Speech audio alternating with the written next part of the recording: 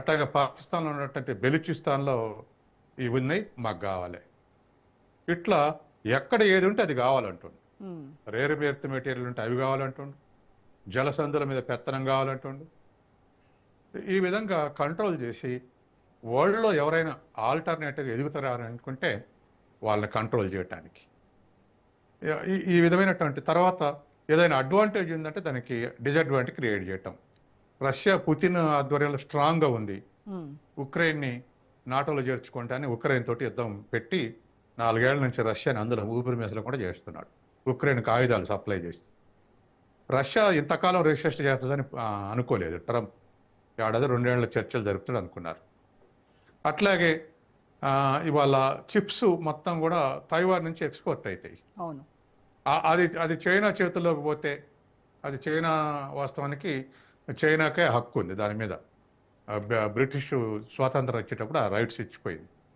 ఇప్పుడు చైనాకు సపోర్ట్ చేసి తైవాన్కి సపోర్ట్ చేసి తైవాన్ చైనాలో కలవకుండా చాలా ప్రయత్నాలు చేస్తుండు. ఎందుకంటే తైవాన్ చైనా చేతిలో పోయింది కానీ చిప్స్ సప్లై మొత్తం చైనా చేతిలోకి పోతాయి.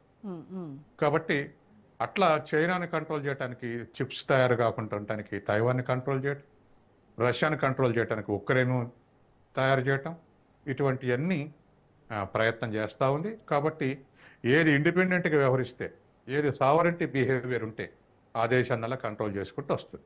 అది చిన్నదా పెద్దదా అనేటువంటిది లేదు. ఇవాళ నాటో దేశాలను కూడా ఆయన అనుకున్నట్టు యుద్ధంలో పాల్గొనకపోతే మీ సంగతి చూస్తున్నటువంటి స్థితికి కూడా వస్తున్నాడు.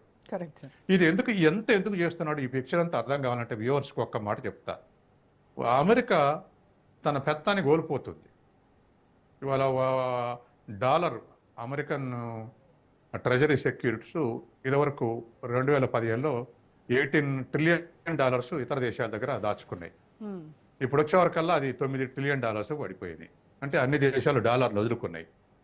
అట్లాగే ఫారెన్ కరెన్సీలు రిజర్వ్లు 64% రిజర్వ్స్ ఫారెన్ కరెన్సీ డాలర్ల రూపంలో పెట్టుకున్నాయి. ఇప్పుడు 56% తగ్గినాయి.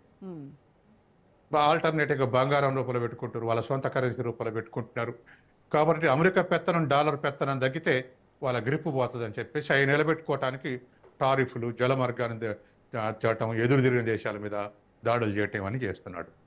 కాబట్టి ఈ ఆస్పెక్ట్లు ఆలోచించినప్పుడు కలిసి వ్యవహరించాలి తప్ప వ్యక్తిగతంగా వ్యవహరించేటువంటి పరిస్థితి లేదు. మలక్కా కూడా ఈ సూత్రాలన్నీ వర్తిస్తాయి.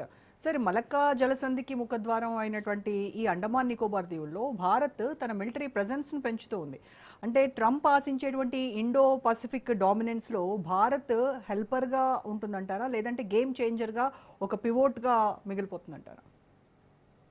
కాదు, యూజ్ చేసుకుంటాడు.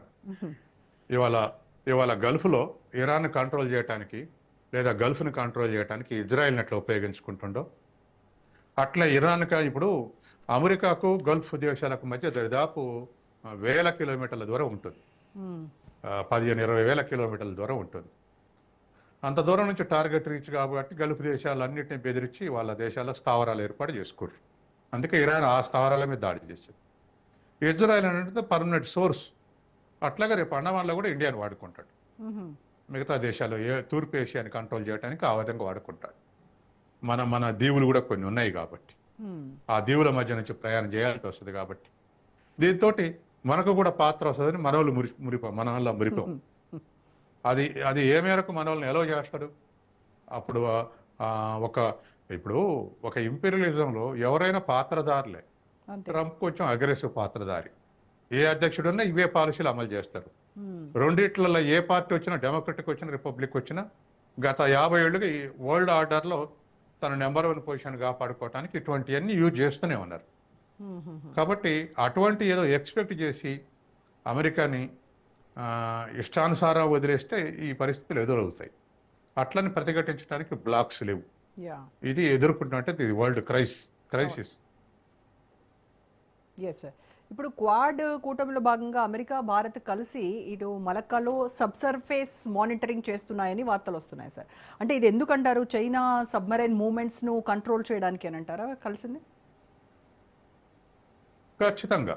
ఎందుకంటే ఇప్పుడు క్వాడ్లో జపాన్ ఉంది, ఆస్ట్రేలియా ఉంది, ఇండియా ఉంది, అమెరికా ఉంది.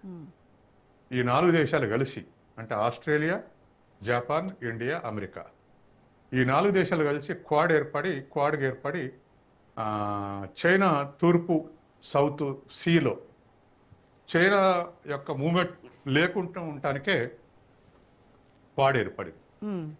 ఇప్పుడు మలక్కాని కూడా కంట్రోల్లో తీసుకుంటే చైనాని ఇంకా ఇంకా మరింతగా కంట్రోల్ చేసేటువంటి అవకాశం ఉంది. ఓకే.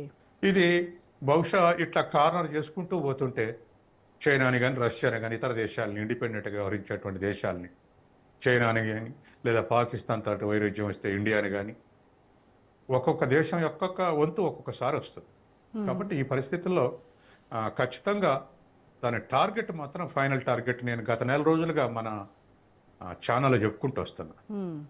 ఏది కేవలం ఇరాన్ని మీద దాడి చేసేది గల్ఫ్ కోసమే కాదు, గల్ఫ్ కంట్రోల్ ఉంటే ఇండియాతో సహా చైనా, ఇండియా, జపాన్ దానికి ఉండేటువంటి అన్ని ఏషియన్ దేశాలు దాని కంట్రోల్లోకి వస్తాయి పరోక్షంగా.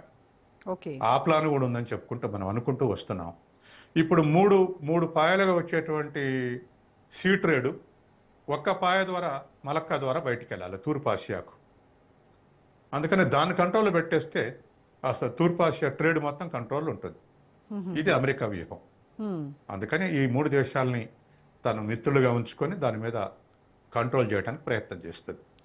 కౌంటర్గా చైనా ఏం చేస్తుంది, ఇండియా ఏం చేస్తుంది అనేది రోజులు గడుస్తుంటే కానీ నిజం బయటికి రాదు. ఓకే. ఇప్పుడు నాటో తనను రక్షించడానికి అమెరికా నిధులను వాడుకుంటుంది, కానీ అమెరికాకు అవసరమైనప్పుడు మాత్రం ఎప్పుడూ అండగా నిలబడట్లేదని ట్రంప్ ఒక వ్యాఖ్య చేశాడు సార్. అంటే ఆసియాలో ఉన్నటువంటి జలసంధుల విషయంలో నాటో సహాయం లేకుండానే ట్రంప్ ఒంటరి పోరాటం చేయగలరంటారా? అమెరికా ఇప్పుడు ఉన్నటువంటి ఈ నాటో దేశాలు ఆర్థికంగా బలహీనమైన దేశాలు. ఇప్పుడు ఆ నాటో దేశం అంటే ఫ్రాన్స్ కానీ బ్రిటన్ కానీ మిగతా దేశాలన్నిటికీ $2 trillion, $3 trillion, ఒక జర్మనీ $4 trillion, జపాన్ $5 trillion, మిగతా అన్ని దేశాలు $1 trillion ఎకానమీస్. చిన్న దేశాలు, డెవలప్డ్ కంట్రీస్ కానీ చిన్న దేశాలు సైజులో, వాల్యూమ్ ఆఫ్ జీడిపి కూడా తక్కువ. కాబట్టి అన్ని దేశాలకు ఉన్నటువంటి ఆర్థిక శక్తి పెద్ద శక్తి కాదు.